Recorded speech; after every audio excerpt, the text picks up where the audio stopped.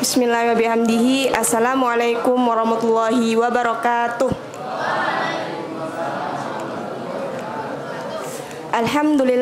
Alhamdulillahilladzi anzala ala 'abdihil kitaba wa lam yaj'al lahu iwaja qayyiman liyundhira ba'san syadidan min ladun wa yubassiral mu'minina alladzina ya'maluna shalihati anna lahum ajran hasanah. Untuk pertama kalinya, marilah kita panjatkan puja beserta puji kita atas kehadirat Allah Subhanahu wa Ta'ala yang telah memberikan kita beribu-ribu macam nikmat, di antaranya nikmat sehat dan kesempatan, sehingga kita dapat berkumpul di tempat yang insya Allah mubarakah ini. Alhamdulillah. Kedua kalinya, sholawat dan salam tak lupa kita hanturkan kepada junjungan kita Nabi besar Muhammad sallallahu alaihi wasallam. Allahumma sholli ala Sayyidina Muhammad. Yang saya hormati Bapak Pimpinan, Bapak Jamal Abdullah MED, dan Ibu Direktur Pendidikan, Ibu Imi Suci. Ya, itu dah. Yang saya hormati rekan-rekan guru sekalian serta adik-adik yang saya banggakan.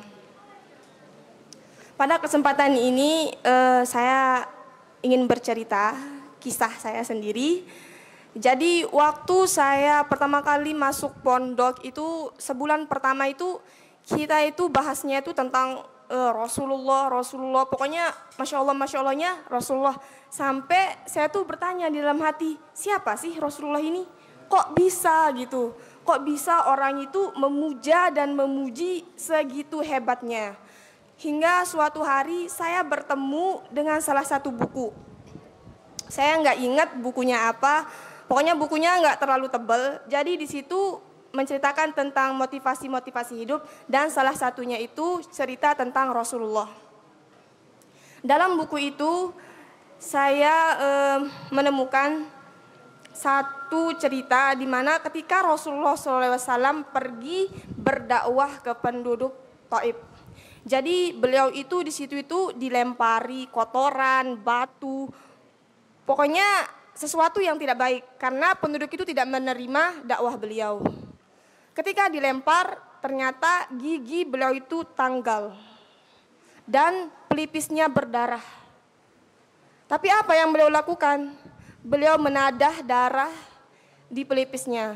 Sehingga sahabat bertanya, kenapa wahai Rasulullah engkau menadah darah itu? Kemudian Rasulullah menjawab, ketika saya membiarkan darah ini jatuh ke bumi, maka penduduk itu akan dibinasakan oleh Allah Subhanahu wa Ta'ala. Di situ saya menangis, Insya Allah ya, kayak saya ngerasa bersalah. Kok bisa saya bertanya kayak gini? Ternyata hikmahnya itu, kita itu ternyata harus belajar lebih dalam lagi tentang sesuatu. Seperti dikatakan dalam kitab 5 Yuhikum karya Bapak Jamal Abdullah.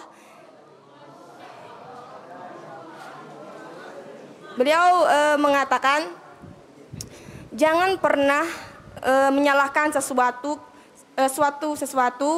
orang yang tidak dia bisa jelaskan alasannya.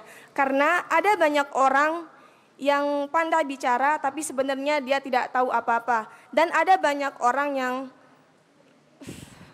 tidak bisa bicara, dia mengetahui sesuatu tapi dia pandai berbicara.